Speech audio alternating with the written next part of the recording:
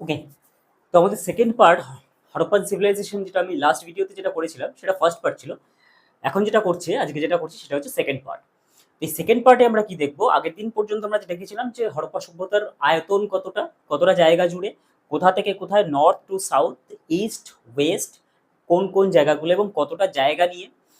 আজকে এবং প্রত্যেকটা যে সিটি, যেটা যতগুলো ইম্পর্টেন্ট সিটি আছে সেই সিটিগুলোর কে খোঁজ করেছিল এবং কোন নদীর তীরে অবস্থিত, এগুলো কিন্তু প্রত্যেকটা খুব ইম্পর্টেন্ট কোয়েশ্চেন।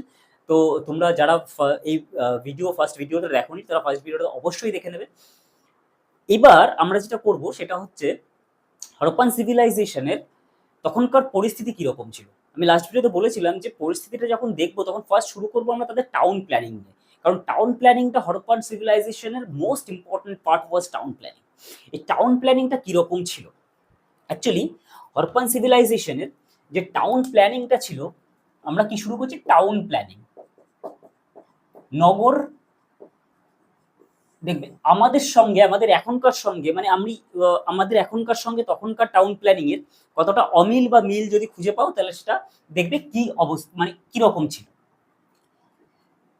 প্রত্যেকটা হরপ্পান সিটি, যতগুলো আমরা হরপ্পান সিটি আমরা দেখতে পেরেছি এখানে, মানে যতগুলো জায়গা দেখতে পেরেছি, তাহলে প্রায় সমগ্র জায়গাটাতে সবগুলোতেই প্রায় একই প্যাটার্ন, এই প্যাটার্নটাই ফলো করা হতো। কিরকম প্যাটার্ন ফলো করা হতো, এদের এখানে সুন্দর একটা ড্রেনেজ সিস্টেম ছিল, সুন্দর ড্রেনেজ সিস্টেম ছিল।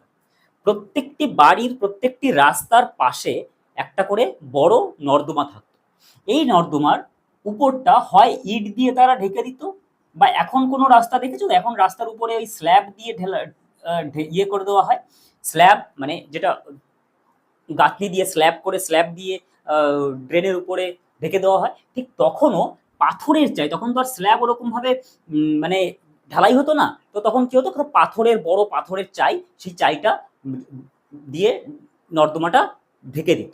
তাহলে কতটা সেন্সিবল ছিল, যে যাতে নোংরা জল বা নোংরা কিছু যাতে দেখতে না হয়, বা যাতে সেখানে কেউ পড়ে না যায় বা কিছু, সেই কারণে তারা তার উপরে কিন্তু এই জিনিসগুলো দিত। এবং ড্রেনেজ সিস্টেমটা এত সুন্দর ছিল, প্রত্যেকটা বাড়ির জল যাতে মানে খুব ভালোভাবে নির্দিষ্টভাবে ড্রেন সিস্টেম হয়ে সেখান থেকে একটা বড় জায়গায় গিয়ে যেখানে নোংরা জমা হয় সেখানে যাতে চলে যায়, সেই রকম একটা সুন্দর সিস্টেম ছিল প্রত্যেকটা রাস্তার পাশে। এবার এই রাস্তাগুলো, ঘরগুলো এবং রাস্তাগুলো কিরকম ছিল, এখানে এই পুরো টাউনটা প্ল্যান করা হতো একটা গ্রিডিং সিস্টেম। গ্রিড সিস্টেম মানে হচ্ছে এই রকম, ধরো গ্রিড সিস্টেম মানে হচ্ছে, গ্রিড কাকে বলে, ক্রস ক্রস করে যদি হয় সেটাকে বলা হয় গ্রিডিং সিস্টেম। মানে এই ধরো মেন রাস্তা, এবার এই মেন রাস্তার সঙ্গে এইখান থেকে আরেকটা রাস্তা বেরোচ্ছে, যেমন গলি, এটা আমরা গলি বলছি, আর এটাকে বলছি মেন রাস্তা। এই যে গলিগুলো বেরোচ্ছে, বাড়িগুলো থাকতো ঠিক এইরকম জায়গায়, এরকম জায়গায় হাউসগুলো সিচুয়েটেড ছিল, হাউসগুলো সিচুয়েটেড এখানে।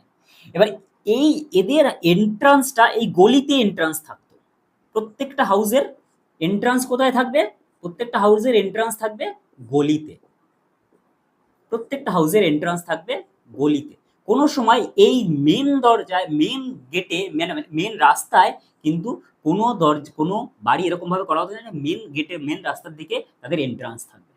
ঠিক আছে, তো প্রত্যেকটা গলির এরকম ভাবে, এবার ঠিক সেম পজিশন এইভাবে, এদিকেও ঠিক সেম পজিশন থাকতো, এদিকেও ঠিক সেম পজিশন, এরকম ভাবে।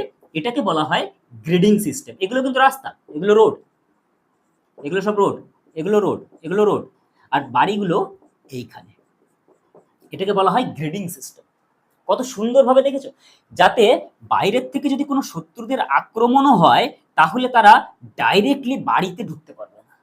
তাদের এই গলিগুলো খুব সরু হতো, এই গলিগুলো খুব সরু হতো, এই গলিগুলো খুব একটা চওড়া হতো না, এই গলিগুলো সরু হতো, চওড়া হতো এই রাস্তাটা, যাতে এখান থেকে তখনকার দিনের গাড়ি গরুর গাড়ি বলো বা যে ধরনের যানবাহন তারা ইউজ করতো, সেই ধরনের যে জিনিসগুলো যাতে এখান থেকে পাস করতে পারে। ঠিক আছে, তো এই একটা জিনিস সব জায়গায় দেখা গেছে, কিন্তু একমাত্র লোথাল হচ্ছে এমন একটা প্লেস, দেখো এখানেও লেখা আছে, লোথাল হচ্ছে এমন একটা প্লেস যেখানে এই দরজাগুলো, এই যে বাড়ির দরজাগুলো সবসময় মেন গেটের দিকে এন্ট্রান্সটা ঢুকতো। কেন কেন কারণ লোথাল ছিল is a business place. Lothal কোথায়? লোথাল আমরা আগেই দেখেছি গুজরাটে। তো গুজরাটে মেন বিজনেস প্লেসটা লোথালে ছিল। লোথাল একটা সি পোর্ট।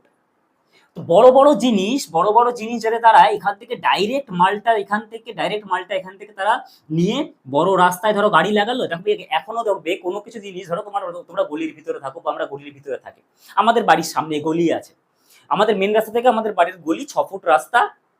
সেই 6 ফুট রাস্তার ভিতরে কোনো কিছু যদি আমাদেরকে আনতে হয় বাড়ির ভিতরে, তাহলে বাড়ির রাস্তার উপরে বড় লরিতে এসে ঢেলে দিয়ে যায় জিনিসপত্র, ধরো বাড়ির মেটেরিয়াল আনতে হলো বা কিছু আনতে হলো, তো রাস্তায় ঢেলে দিয়ে গেল, সেখান থেকে আবার আমাদেরকে আবার পয়সা খরচা করে আবার সেই জিনিসটাকে নিয়ে আসতে হয় গলির ভিতরে ভ্যান দিয়ে বা কিছু দিয়ে, যেটা যেটা এখানে ঢোকে সেখান থেকে নিয়ে এসে আমাদের বাড়ি ঘরের কাজ করতে হয়। যদি কোনো বড় বড় জিনিস আসে ঠিক সেইভাবেই নিয়ে আসতে হয়।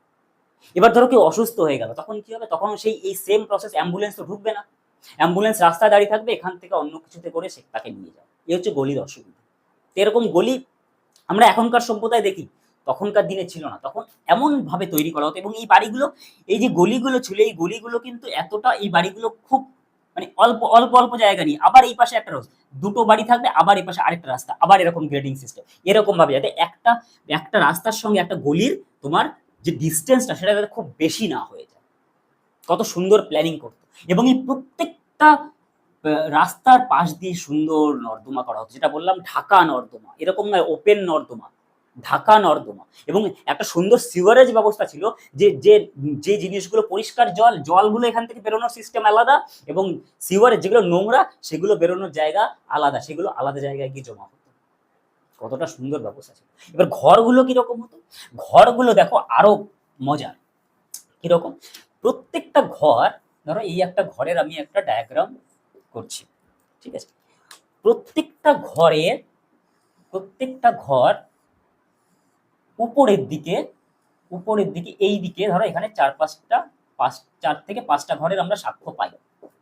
5টা ঘর রয়েছে। মাঝখানের এই জায়গাটা যেরকম আমরা ডাইনিং স্পেস বানাই, সেরকম ঠিক ডাইনিং স্পেস আর কিচেন, মাঝখানটার এই জায়গাটা থাকতো তাদের কিচেন আর ডাইনিং স্পেস, এই জায়গাটা। আর ঠিক এইখানে ধরো এন্ট্রান্সের এইখানে একটা উঁচু দেওয়াল দেওয়া থাকতো, যাতে ডিরেক্টলি কেউ ঘরে ঢুকেই এই জায়গাগুলো না দেখতে পায়। ঠিক এখনকার সিস্টেমে আমরা যেরকম করি, এখনকার সিস্টেম কি, আমরা ঘরে ঢুকেই কি করি, ঘরে ঢুকেই ফার্স্ট সেখান থেকে যাতে বেডরুম পর্যন্ত কেউ না চলে যেতে পারে ডিরেক্টলি, আমরা ফার্স্টেই একটা ড্রয়িং রুম রেখে দিই, যাতে সেইখানে এসে মানুষ বসে, বাইরের লোক যারা, তারা সেখানে এসে বসে কথাবার্তা বলল, সেখান থেকে আবার চলে গেল। ঠিক না? তাই করি তো। ড্রয়িং রুমটা রাখার, ড্রয়িং রুমের উদ্দেশ্যটা কি? তাহলে আমরা ইন্সপায়ার্ড করা থেকে হয়েছে, আমরা বলতে পারি আমরা ইন্সপায়ার্ড করা থেকে হয়েছে ওখান থেকে, যে এখানে একটা, এই জায়গাটাতে একটা দেওয়াল দেওয়া থাকবে, যাতে ঘরের ভিতরে কি হচ্ছে না হচ্ছে সেটা কেউ যাতে দেখতে না পারে। ঠিক আছে? তো তো এই হচ্ছে তখনকার এখানকার সিস্টেম ছিল। এখানে কিচেন ছিল, কিচেন, তাই না? এবার এখানে উঁচু দেওয়াল এখানে, আর এই যে কিচেনের, প্রত্যেকটা কিচেনের এইখানে, বিশেষ করে কিচেনের এখানে এখানে কুয়োর মতো একটা জলাধার থাকতো, আর এই পাশে থাকতো বড় বড় পাইপ, এখান থেকে জল বের করার মতো বড় পাইপ থাকতো। এবং সেই পাইপগুলোই গিয়ে কিন্তু মিশতো এই রাস্তার পাশে যে নর্দমা, পুরো পাইপিং সিস্টেম করা ছিল। পাইপিং সিস্টেম করে ডাইরেক্ট রাস্তায় জল, কোনো জায়গায়, বাড়ির কোনো জায়গায় কিছু হবে না, ডাইরেক্ট এখান থেকে জল গিয়ে রাস্তার নর্দমায় গিয়ে জলটা গিয়ে ডাইরেক্ট, এই হচ্ছে তাদের বাড়ির প্ল্যানিং। কতটা সুন্দরভাবে, কতটা মানে ওই সময় আজকে 5,000 বছর আগে তারা কতটা প্ল্যান করে, যে প্ল্যান আজকে আমরা এত বড় বড় ইঞ্জিনিয়ারিং কমপ্লিট করে সব বড় বড়রা বসে রয়েছে, তারা এত সুন্দর প্ল্যানিং এখনো করতে পারে।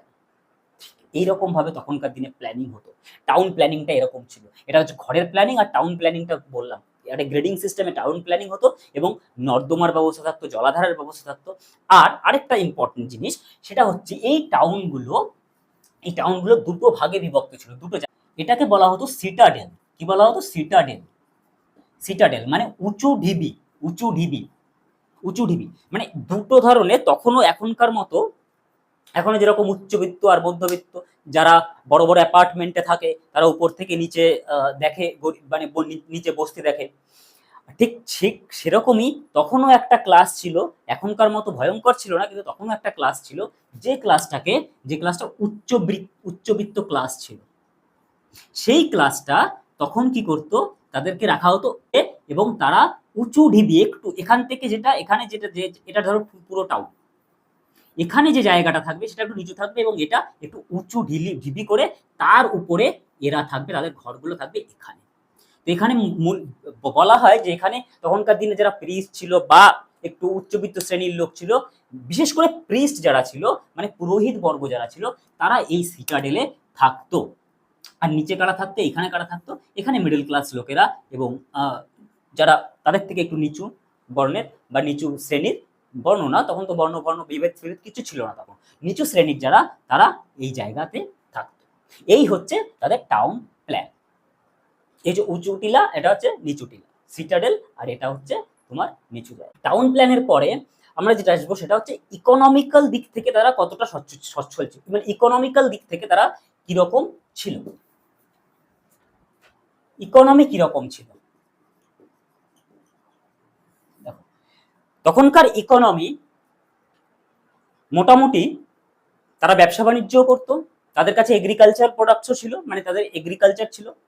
এখন যেটা রাজস্থানের এরিয়া টোটাল সিন্ধু সভ্যতার মানে সিন্ধু সভ্যতা মানে সিন্ধু নদীর পাড়ে, তাই সিন্ধু সভ্যতা এখন সিন্ধু নদীর যা আশপাশটা এখন যেরকম অবস্থা, মানে রাজস্থানের পুরো বিরাট মরুভূমি এলাকা বা যেখানে জল থাকে না বা কিছু থাকে না, সেটা আগে ছিল কিন্তু খুব ফার্টাইল।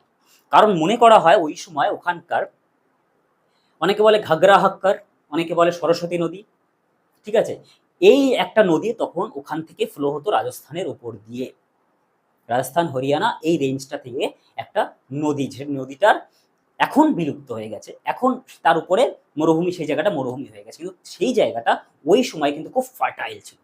এগ্রিকালচারাল দিক থেকে যদি দেখি তখন ওই ফার্টাইল জমিতে এবার কি হতো, সিন্ধু নদীর উপর থেকে সিন্ধু নদী দেখো প্রত্যেকবার জল নামছে, 5টা নদী থেকে জল নামছে, তো ফ্লাডিং এর সময় যখন ফ্লাড আসতো সেই সময় তো পুরোটা ভাসিয়ে নিয়ে যেত, কিন্তু সেই ফ্লাডের সময় যে অ্যালুভিয়াল সয়েল, যে মৃত্তিকা মানে যে অ্যালুভিয়াল সয়েল যেগুলো পাহাড় থেকে নেমে আসতো, সেই যে পলি মৃত্তিকা নিয়ে একটা ডিপোজিটারি তৈরি করতো সাইডে, সেইখানে কি করতো এরা শীতকালের সময় যে সময়টা বন্যা থাকতো না, জল থাকতো না, ঠিক সেই সময়টা সেখানে তারা চাষবাস করতো। এবং মেন চাষবাসের জিনিস কি ছিল, তাদের কাছে হুইট, তাদের কাছে বার্লি ছিল মানে জব যেটাকে বলে, তাদের কাছে মানে হরপ্পান সভ্যতায় মেনলি যেটা পাওয়া গেছে হরপ্পান সভ্যতায় পিজ মানে মটরশুঁটি, এই ধরনের জিনিসগুলো তারা, ওয়াটারমেলন, তরমুজ, ওয়াটারমেলন, মেলন, এই সব ধরনের জিনিস কিন্তু তারা সেখানে চাষ করতো। এবং যখনই আবার ফ্লাড আসতো, মানে যতক্ষণ পর্যন্ত ফ্লাড না আসে ততক্ষণ পর্যন্ত এই জায়গাটা 6 মাস মোটামুটি তারা ইউজ করতো শুধুমাত্র এগ্রিকালচারের জন্য। আর ইকোনমিক্যাল অন্যদিক দিয়ে ব্যবসা বাণিজ্য, প্রচুর ব্যবসা হতো। কিরকম ব্যবসা হতো, এখান থেকে কাদের সঙ্গে ব্যবসা করতো না, ব্যবসা করতো এখানে দুটো ওই কন্টেম্পোরারিলি দুটো সিভিলাইজেশন আমরা আরো দেখতে পাই। সেই দুটো সিভিলাইজেশনটা হচ্ছে, একটা হচ্ছে মেসোপটেমিয়ান সিভিলাইজেশন, আর একটা হচ্ছে ইজিপ্টিয়ান সিভিলাইজেশন।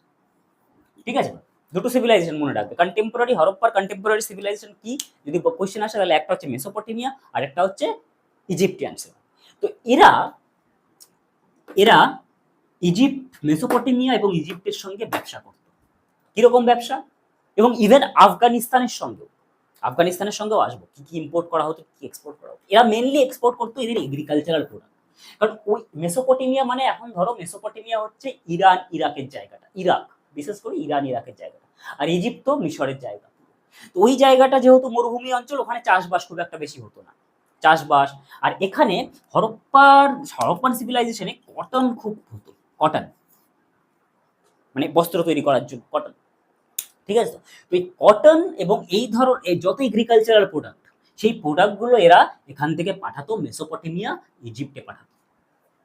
এবং ইজিপ্ট থেকে এবং মেসোপটেমিয়া থেকে তারা কি নিয়ে আসতো, গোল্ড, সিলভার, বিভিন্ন ধরনের অর্নামেন্টস, এই ধরনের জিনিস, এই ধরনের ধাতুগুলো তারা ইম্পোর্ট করতো।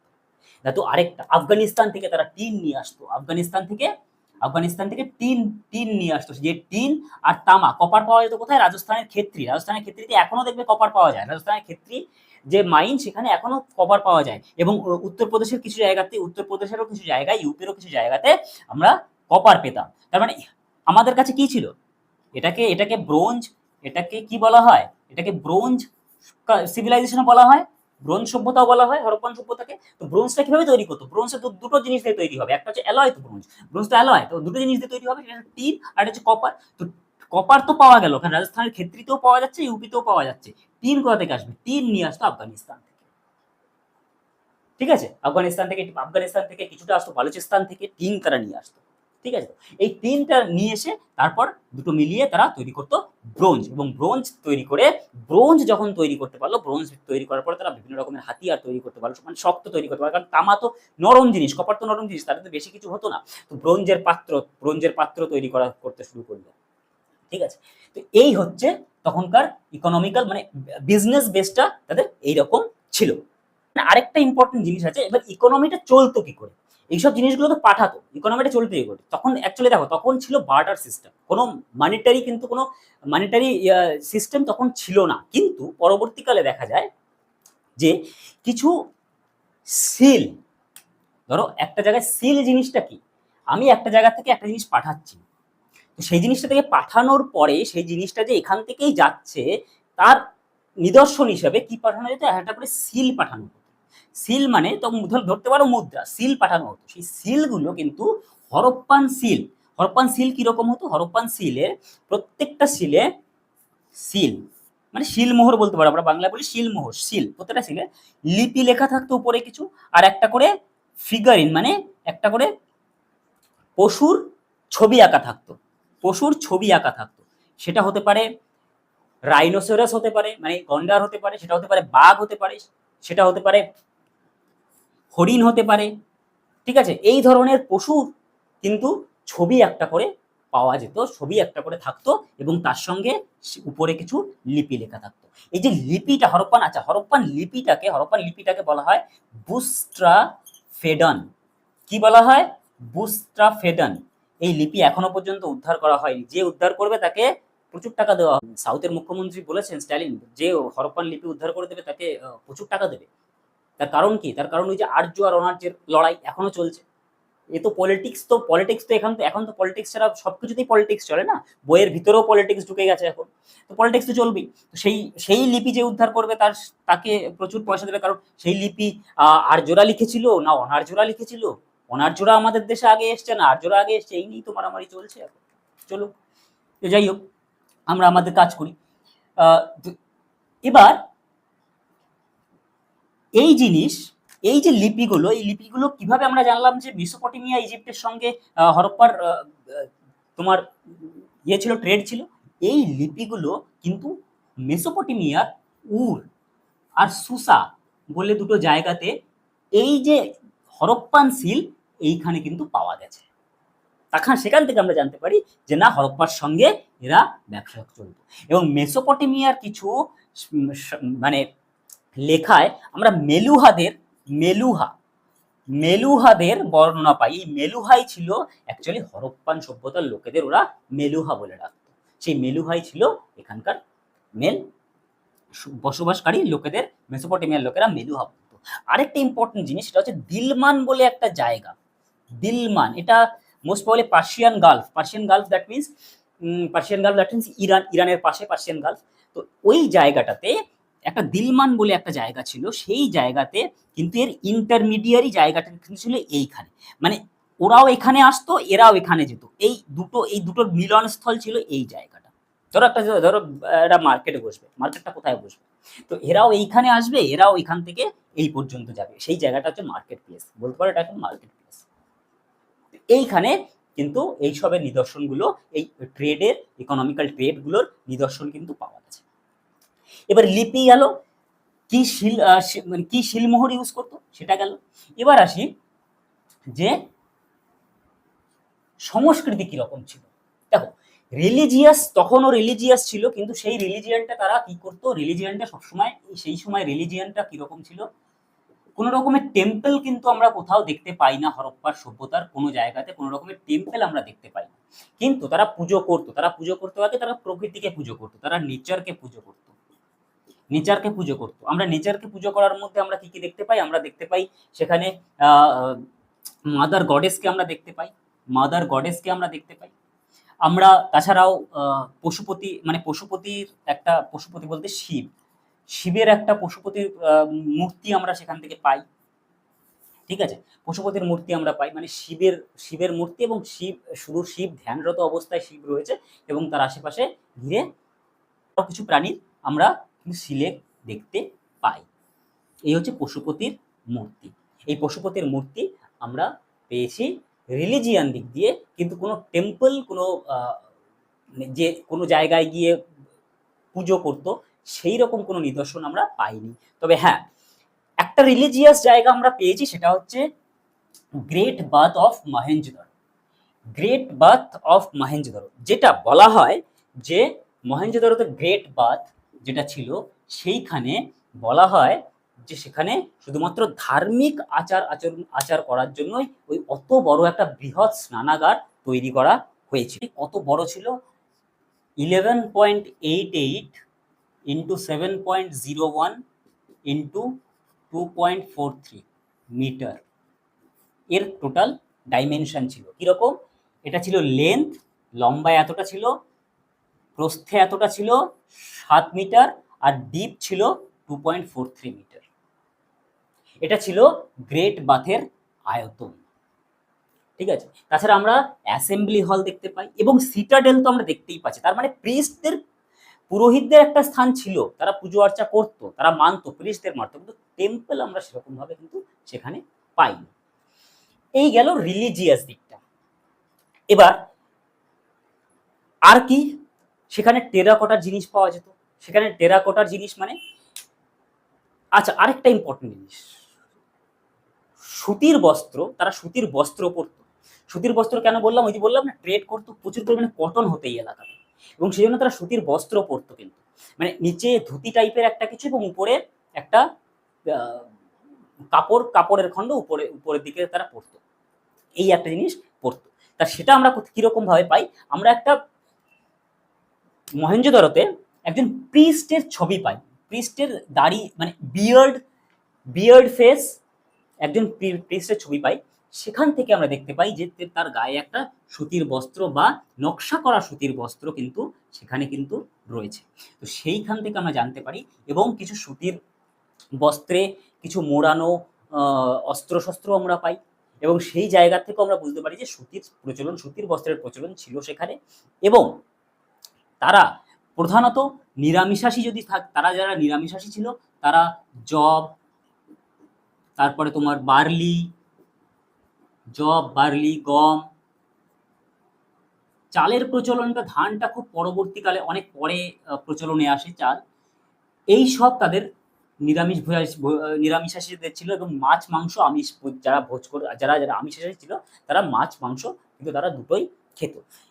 এবং ক্যাটেল রিয়ারিং যদি আমরা বলি, তাহলে ক্যাটেল রিয়ারিং এর ক্ষেত্রে সমস্ত রকমের ক্যাট, ডগ, শিপস, এবং তাছাড়াও আমরা cat, dogs, ships, buffalo, cow, এই সবগুলো নিদর্শন পেয়েছি, কিন্তু একমাত্র হর্সের নিদর্শন পাইনি। ঠিক আছে, হর্সের নিদর্শন পাইনি। তাছাড়া বাদ বাকি মোটামুটি সব ধরনের ক্যাটেল তারা রিয়ারিং করতো। রিয়ারিং মানে পশুপালন, মানে বাড়িতে তারা পুষতো, বা এই ধরনের পশুদের আমরা নিদর্শন সেখান থেকে, হরপ্পান সভ্যতা থেকে পেয়েছি। ঠিক আছে, তো এবার দেখা যাক ইম্পর্টেন্ট যে প্লেসেস গুলো আছে সেখান থেকে কি কি আবিষ্কার হয়েছে। দেখো, হরপ্পায় গ্র্যানারিস পাওয়া গেছে। গ্র্যানারিস মানে শস্যাগার। ওই যে বললাম প্রচুর চাষ হতো ওই সময়, সেই চাষটা যেটা অধিক থেকে যেত, মানে ব্যবসা তো করতো, তো যেটা অধিক থেকে যেত সেটাকে রাখতে তো হবে। সে রাখার জন্য বড় বৃহৎ একটা শস্য ভান্ডার লাগবে। হরপ্পার যে গ্র্যানারিস গুলো পাই সেটা এরকম ছিল, মানে 6টা, এদিকে 6টা, এদিকে 6টা, হলো 6টা, 1টা 2টো 3টে 4টে 5টা, এদিকে 6টা, এদিকে 6টা, এরকম করে গ্র্যানারিস গুলো 12খানা টোটাল গ্র্যানারিস পাওয়া গেছে, শস্যাগার পাওয়া গেছে, যেখানে তারা বিভিন্ন রকমের তাদের এগ্রিকালচারাল প্রোডাক্ট তারা রাখতো। 6টা, মানে এদিকে 6টা, এবং ভাগ করে রাখতো, মাঝখানে পার্টিশন ছিল, দুপাশে ভাগ করে ছটা ছটা এদিকে ছটা এদিকে এরকম ভাগ করে রাখতো। এবং এই টোটাল যে জায়গাটা ছিল, টোটাল জায়গাটা মোটামুটি 850 স্কোয়ার মিটারের মতো টোটাল জায়গা। প্রত্যেকটা গ্র্যানারির মাপ ছিল 15x6 মিটার, প্রত্যেকটা সমান সাইজের। ঠিক আছে, আর কি পাই, আর সিমেট্রি, কবর, তারা সেখানে বুরিয়াল সিস্টেম ছিল, সেখানে সিমেট্রি পাওয়া গেছে, মানে R37 সিমেট্রি, মানে নাম দেওয়া হয়েছে R37 সিমেট্রি সেখানে পাওয়া গেছে। তার মানে সেখানে কবর দেওয়ার ব্যবস্থা ছিল, রীতিনীতি আচার আচরণ মেনে তার মানুষকে সমাধি দেওয়া হতো বা কবর দেওয়া হতো। ঠিক আছে, তো সেখানে তখন কিন্তু আমাদের এই হিন্দুদের মতো এখন পোড়ানো হয় সেই সিস্টেমটা কিন্তু হরপ্পান সভ্যতায় ছিল না। সব জায়গায় মোটামুটি যেখানে যেখানে দেখা গেছে সেখানে সব বুরিয়াল সিস্টেমই ছিল, মানে মাটির নিচেই সবাইকে কবর দেওয়া হতো, এই সিস্টেমটাই ছিল। ডান্সিং গার্লের একটা মূর্তি পাওয়া গেছে, ডান্সিং গার্লের, কিন্তু কোনো টেম্পল পাওয়া যায় মহেঞ্জোদারোতে গ্রেট বাথ তো বলেই দিয়েছি।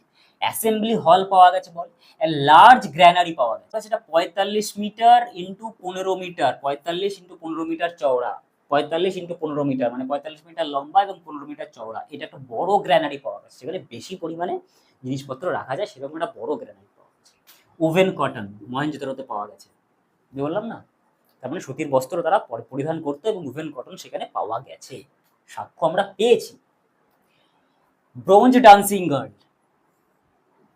দেখবে একটা নর্তকীর ছবি আছে, বাদিকে এরকম কোমরে হাত দিয়ে নর্তকের ছবি ব্রোঞ্জের, সেইটা কিন্তু মহেঞ্জোদারো থেকে পাওয়া গেছে, ডান্সিং গার্ল। এবং তার গায়ে খুব সুন্দর জুয়েলারি, এবং হরপ্পান সভ্যতার সব থেকে ইম্পর্টেন্ট জিনিস হচ্ছে তারা জুয়েলারি খুব ইউজ করতো, মেয়েরা খুব জুয়েলারি পরতো, হাতের ব্যাঙ্গেলস পেয়েছি আমরা, গলার মানকা মানে যেটাকে বলে পুঁতির হার, তারপরে হাতির দাঁতের বা বিভিন্ন রকম দাঁতের হার, মুক্ত মানে বিভিন্ন রকমের পাথরের হার, এবং ল্যাপিস লাজুলি বলে এক ধরনের ল্যাপিস লাজুলি এই ধরনের যে তোমার মূল্যবান পাথরগুলো, সেগুলো কিন্তু তারা নিয়ে আসতো কোথা থেকে, এটা আফগানিস্তান থেকে আসতো, আফগানিস্তান থেকে এসে তারা সেই সব জিনিস দিয়ে বানাতো, জুয়েলারি বানাতো।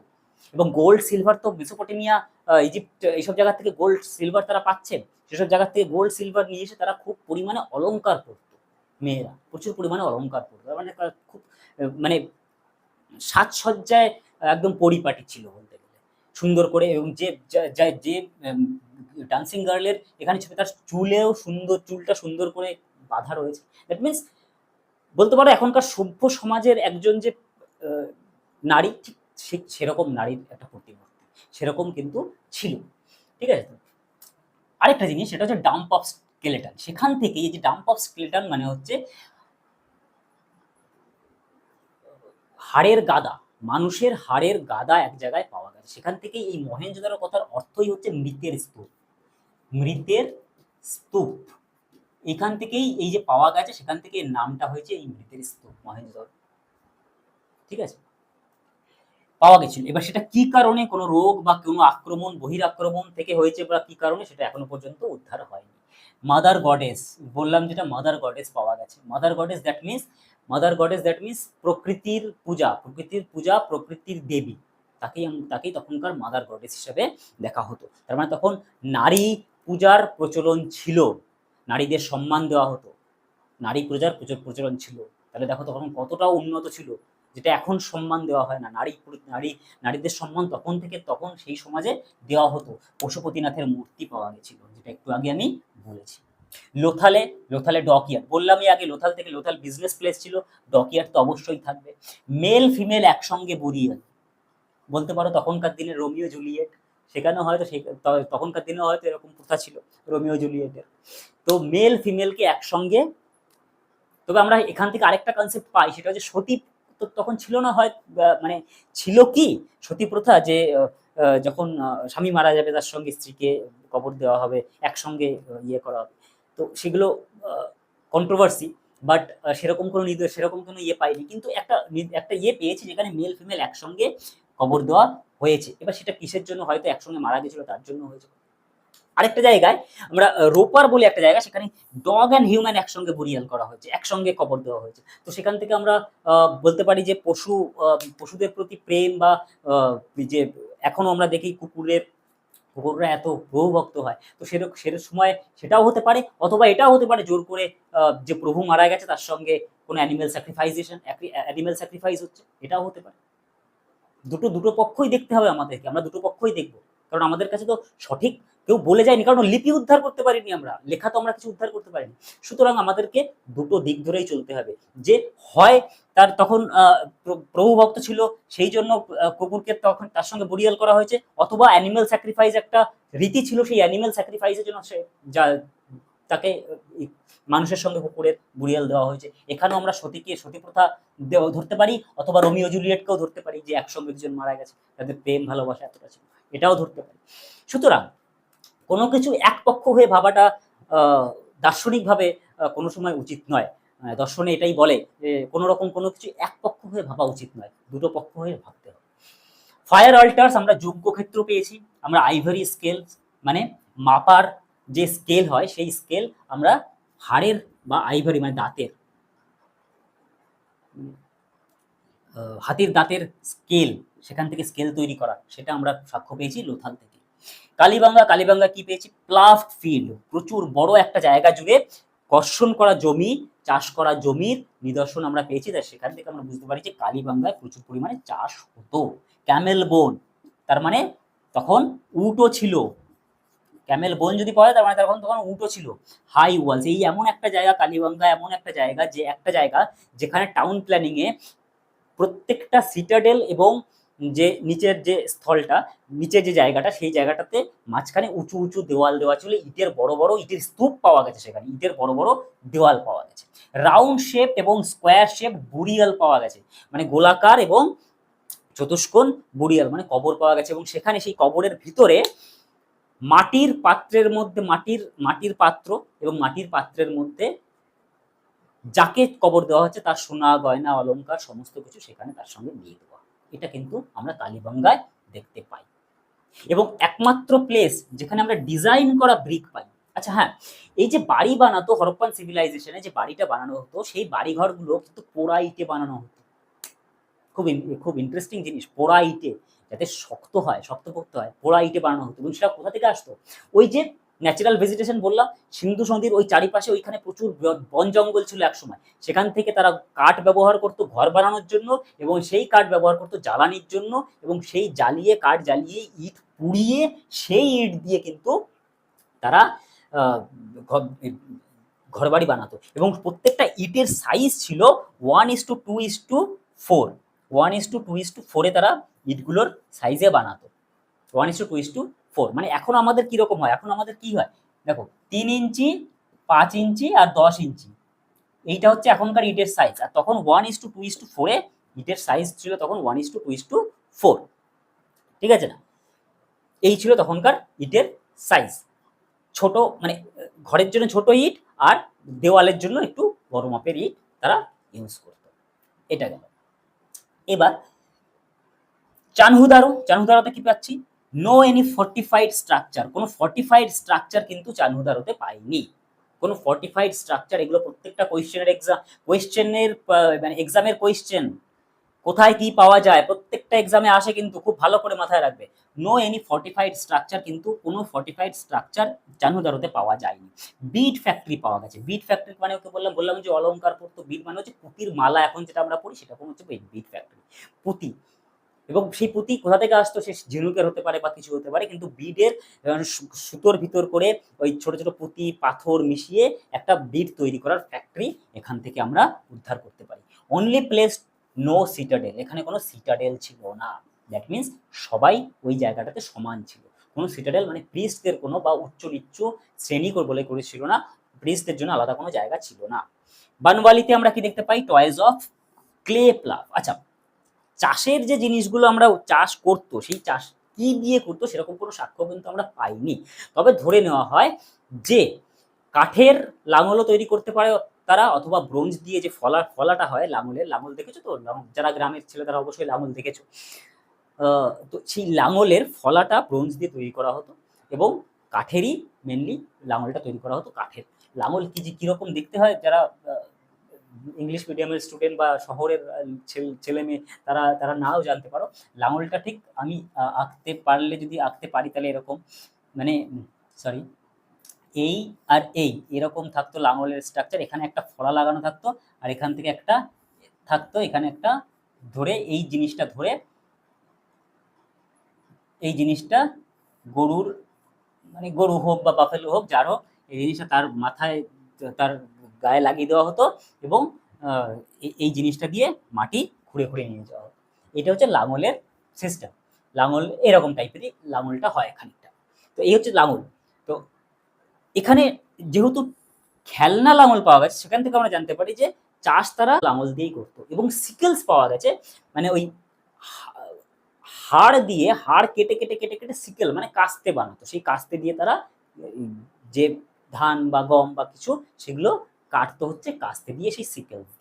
ঠিক আছে, এটা আছে। রোপারে তো বললাম। সুতকা গেন্ডরে আমরা কপার অ্যাক্স পাই, কুঠার, তামার কুঠার আমরা পাই। আর সুতকা কেন্দ্র কি ছিল? পোর্ট সিটি ছিল। সুতকা কেন্দ্রর আগেও নাম পেয়েছি, সুতকা কেন্দ্র কই? একদম ওয়েস্টের যে হরপ্পা সভ্যতার যে জায়গাটা, সেটা হচ্ছে সুতকা কেন্দ্র।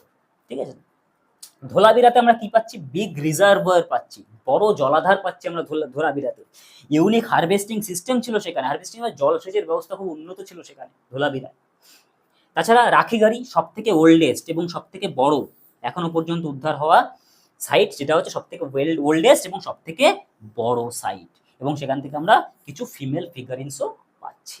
এই হচ্ছে আমরা হরপ্পা সভ্যতা থেকে মোস্ট ইম্পর্টেন্ট যদি কিছু থাকে, মোস্ট ইম্পর্টেন্ট কোয়েশ্চেন্স বলো বা কিছু বলো, সেটা এখান থেকেই কভার হবে, এই হরপ্পান সভ্যতা টোটাল জিনিস। তাহলে তখনকার সভ্যতা আর এখনকার সভ্যতা একটু নিজেরা মিলিয়ে দেখবে, কোন সভ্যতা বেশি উন্নত, আমরা এখন বেশি উন্নত না তারা তখন বেশি উন্নত ছিল ওই সময়। আমরা আস্তে আস্তে দিন দিন কি বলবো, দিন দিন নৃশংস হয়ে উঠছি, একে অপরের প্রতি কোনো দয়া মায়া ভালোবাসা কিচ্ছু নেই, সবাই সবাইকে ঘৃণা করছে। বাসে ট্রেনে উঠলে এর ওর গায়ে ধাক্কা লাগলে কেউ কাউকে মেরে দিচ্ছে, কেউ কারোর সঙ্গে মানে মারপিট করতে করতে কাউকে মেরেই ফেলছে কেউ।